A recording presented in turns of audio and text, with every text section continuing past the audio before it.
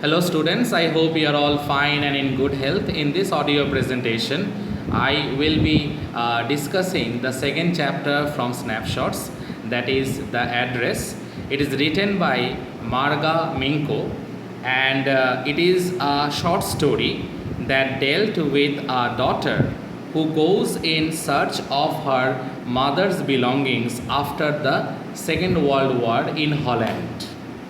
And the most important thing is that when she finds them, the objects of her mother evokes memories of her earlier life. However, at the end of the story, we find that she leaves all the things behind, and she had taken a promise in her mind that she decided to move on with her life without thinking about past memories, about past incidents. But we know it is the normal human psychology, or we can say it is the normal human tendency that we relive the past memories a lot. Now, the heading I have given, Synopsis of the story. The chapter begins with Mrs. S. daughter visits Mrs. Doling's house. And as you know, it is 46 Marconi Street by this time, after the liberation war in Holland, when the Jews were liberated and the Nazi soldiers who were responsible for the violence and atrocities on the Jews, they were prosecuted. She remembers the address, as I told you all right now, 46 Marconi Street.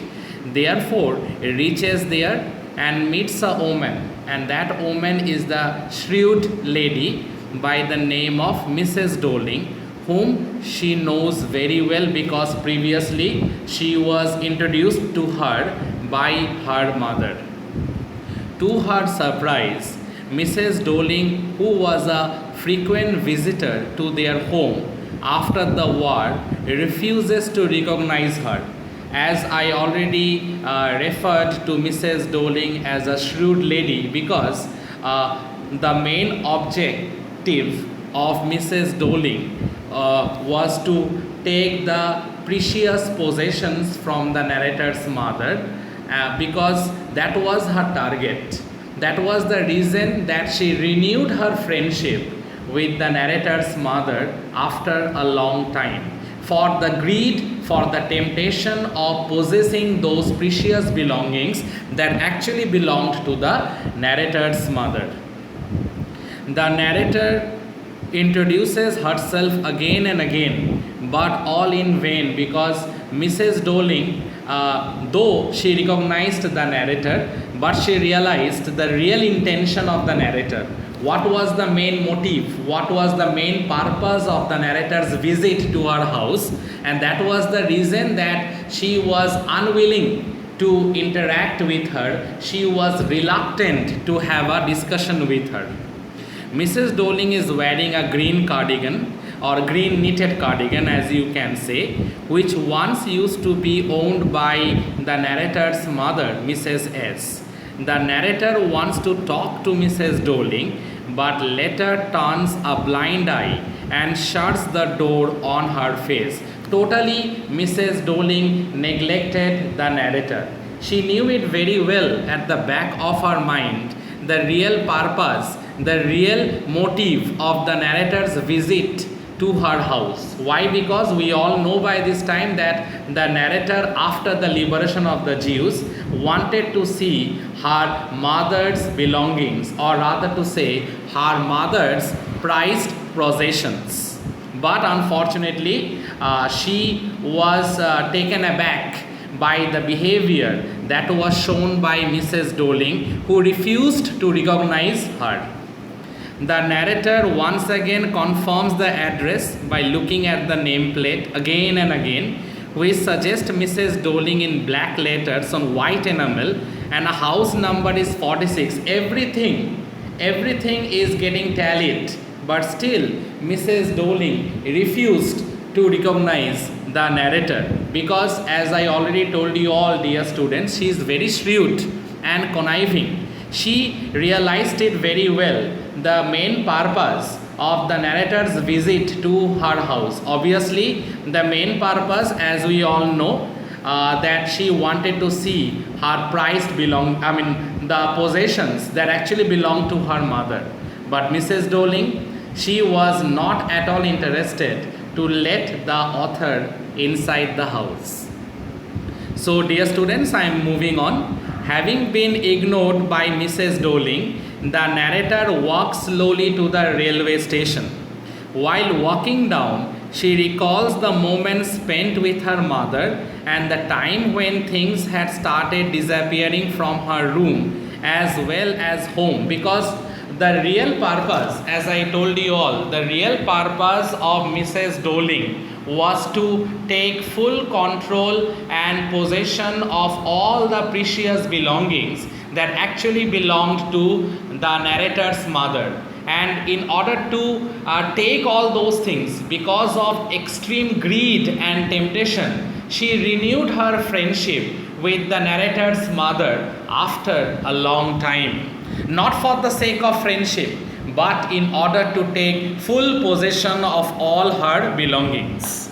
And when the narrator used to come to her home on vacations, because she used to work outside, we may presume it, she used to find that many of the precious belongings that used to be in their house used to disappear. And when she asked her mother, then she got to know about her old friend by the name of Mrs. Doling.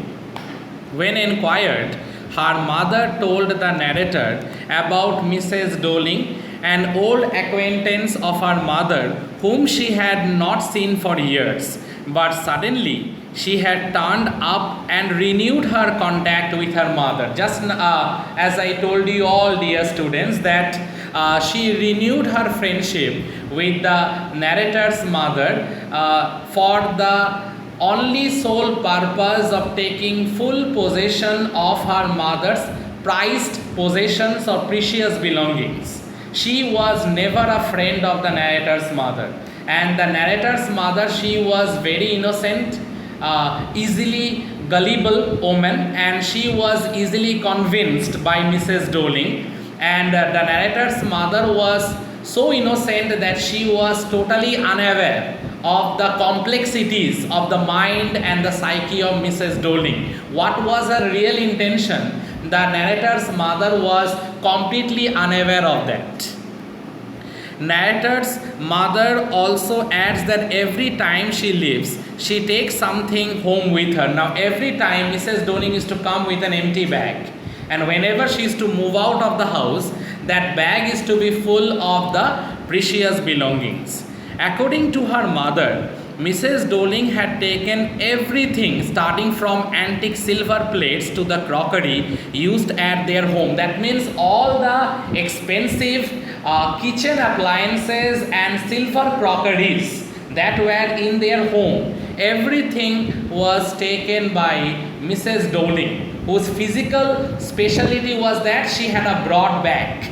And every time she used to come with an empty bag, and when she used to move out of the house, that bag is to be full with all the prized possessions and precious belongings. In short, she would insist to give all those things in order to save them from the war. According to her mother, she would carry a full suitcase or a bag stuffed with household things. As I told you all, dear students, about this nature of her, that she used to carry always an empty bag when she used to enter the house of the narrator's mother. But when she used to go out of the house or when she used to exit from the house, that bag is to be full of the precious belongings. Narrator once again decides to go to Mrs. Doling's house. The second time she was being allowed, not by her, because Mrs. Doling was not at that time present in her house. The narrator was allowed inside the house by Mrs. Doling's daughter. And like her mother, she also had a broad back. So let me continue all, dear students. Narrator once again decides to go to Mrs. Doling's house. This time, a girl of about 15 years opens the door. Narrator inquires if her mother was at home. She denies, saying that she has been to the market. The narrator enters her house and sees an old-fashioned Hanukkah candle holder. Whatever expensive and antique things that were kept inside the house, all those actually belonged to the narrator's mother. And that was the reason the narrator felt very much uncomfortable. Not only that, the poor maintenance. The things were not kept in a proper order. There was a poor maintenance of the things that actually depressed the narrator more and more, and that was the reason she was not interested to stay there. She was more interested to go out of the house because she was feeling very sad deep inside, because her mother's precious belongings were kept inside the house, but they were not maintained in a proper manner. There is poor maintenance that can be seen by her, and she never liked it, and that was the reason she felt totally out of place in that particular house, though the things are very familiar to her, and that was the reason she decided to move out of the house. So I continue, dear students. The narrator enters her house and sees an old-fashioned Hanukkah candle holder, wooden tablecloth, teapot, spoons and many other things which once belonged to her mother. She even feels the burn mark which is still there on the tablecloth.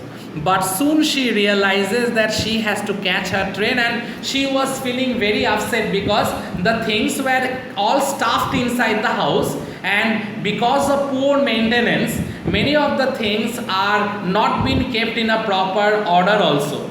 And it seems that proper maintenance was not being done by Mrs. Doling. Her main intention was to stuff all those precious belongings in her house, and nothing else she did. And she even told a lie that she had purchased all these things from the auction to her daughter, because the narrator got to know about this lie from the daughter only. But soon she realizes that she has to catch her train. She leaves the house and decides never to come back again and to forget the address of Mrs. Doling's home. And she decides that she will never remember the address 46 Marconi Street. But we know human psychology says that the thing that that the memory that haunts us, that memory comes back to our mind again and again. Though at the very end of this story, we get to know that the narrator decided never to come back to that house, but it seems that to us, if we read in between the lines, we'll get to know that again she will visit this particular address, that is 46 Marconi Street. That is the place where Mrs. Doling used to stay. Now, dear students, I am moving on to the next segment of discussion, list of characters. 4 important characters are there. Let me discuss the first important character. The first important character is obviously Marga Minko, that is the author of the narrator.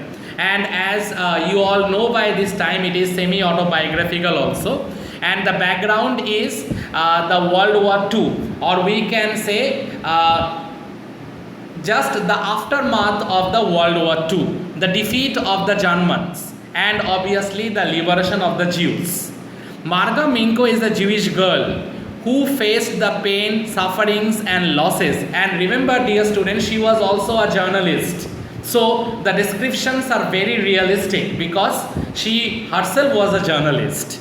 So Marga Minko is a Jewish girl who faced the agony, the pain, sufferings and losses, including the irreparable loss of her dear mother in war. She lost her mother during the war. That is an irreparable loss that can't be repaired.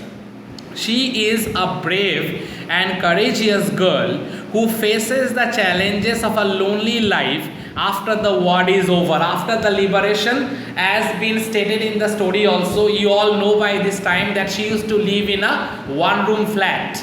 And the existence is very challenging, and at the same time it is very traumatic also, because every time at the back of her mind she had a fear that the Nazi soldiers might invade our home or a one-room flat and might kill her, because the trauma or that fear, or because of the atrocities and the violence that she saw during the Second World War, that fear was always at the back of her mind. She is a brave and courageous girl who faces the challenges of a lonely life after the war is over.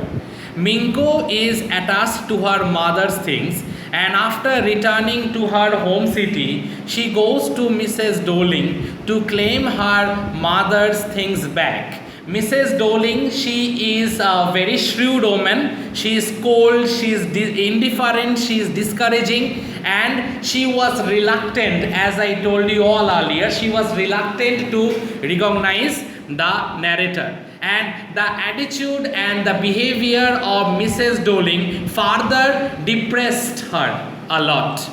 She had already suffered many hardships, many losses, including the irreparable loss of her dear mother. After that, this sort of attitude on the part of Mrs. Doling really had broken her heart. She felt at a loss. Okay, and the most important thing is that Mrs. Doling, her behavior was indifferent. She was very much discouraging. She was reluctant to interact with the narrator. That further frustrates her, and it depressed her also at the same time.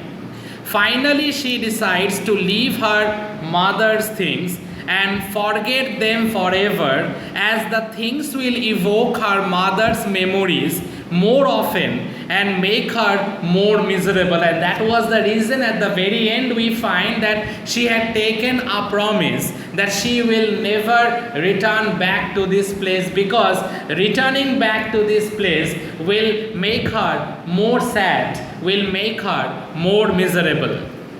The second important character, dear students, is Mrs. S. Actually, we don't find any name of the narrator's mother. She has been referred as Mrs. S. See, in bracket, dear students, I have written narrator's mother. The war in Holland proved to be a disaster for her. She was forced to part with all her nice and precious belongings and was exploited by Mrs. Doling. Now, Mrs. Doling exploited her in the name of friendship. Mrs. Doling renewed her friendship with the narrator's mother with the only sole purpose of taking full possession of the narrator's mother's precious belongings. And that is the reason we can say indirectly she exploited the narrator's mother, who was very innocent and very gullible. Gullible, gullible by nature. That means she was very straightforward and she was easily convinced, and she part with all her precious belongings. And Mrs. Doling, very shrewd, very conniving, very cunning, exploited the narrator's mother for the sake of friendship. That is something we should all know about, dear students. Now let me continue. Mrs. Doling, who promised that her belongings were safe with her, but they never received them again. Now she promised her mother that she will return, the mother of the narrator, that she will return all the prized possession. But Mrs. Doling knew at the back of her mind that since the narrator's family was a Jewish family, so the chances of their survival is very less. And that was the reason when the narrator visited the house of Mrs. Doling, she was very, very surprised, because at the back of her mind, she already assumed that no one will be alive from the family of Mrs. S. And surprisingly, the narrator was alive and she came to meet with her. At that time, she pretended that she never ever knew her. And she was reluctant to start up a conversation with the narrator. Also, she couldn't survive the war. That particular fact also was known to Mrs. Doling. And the sad part is that Mrs. S, the narrator's mother, she ultimately died in the war. Now the third important character, that is Mrs. Doling. She is the villain in the story, we can say, and she is actually an immoral character. She was a thief and used the author and the author's mother's belongings like clothes, utensils, etc. Despite promising to look after them, she has just stuffed all those things in her house, and she never ever had taken care of those things. And those things are kept in a very haphazard manner. Okay, those things are kept not in a proper manner. Those things were kept in a haphazard manner. Poor maintenance. She haven't done any sort of proper maintenance. The maintenance was extremely poor on her part, and even she was a liar also, because she told her daughter that she had purchased all those things from the auction, but we know the exact story that she exploited the narrator's mother in the name of friendship by taking all her precious belongings and promising her to return those things back to her. But Mrs. Doling, the conniving, shrewd lady by the name of Mrs. Doling, she knew at the back of her mind that neither the narrator nor her mother will survive the war, because they were Jews. But surprisingly, the narrator had survived the war, and that was the reason Mrs. Doling was surprised. But since she was a very cruel lady, she pretended that she haven't recognized the narrator. But at the back of her mind, she knew the real motive or the real purpose of the narrator's visit to her house, that is 46 Marconi Street. Mrs. Doling was dishonest. She did not invite the narrator or Marga Minko or the author to her house to treat her like a good guest. And what she did, her behavior was very rude. She closed the door on the face of the narrator. That was a clear indication that she was reluctant to have a proper conversation with the narrator. Now, the last important character that we should know about, that is Mrs. Doling's daughter. Unlike her mother, the daughter is kind-hearted. She is a candid young woman. Candid, dear students, it means free and frank, and is very different from her mother, as she politely asked the narrator to come in and made her feel comfortable. Even she offered a cup of warm tea to the narrator. Mrs. Doling's daughter also offered her tea, as I told you all right now, and showed the house to her, and even not only the house but the belongings also. But since, because of poor maintenance and because the things were kept in a very haphazard manner, the narrator felt suffocated deep inside, and she felt very sad also, and decided to leave that place all at once and promised never to return back to that place. But we know the memories that haunt us more and more, that is what the human psychology says. We tend to remember those things more and more. So dear students, I end my audio lecture session right here. Please go through this audio presentation, and if there is any doubt anywhere, let me know about it. Thank you, students. Thank you all.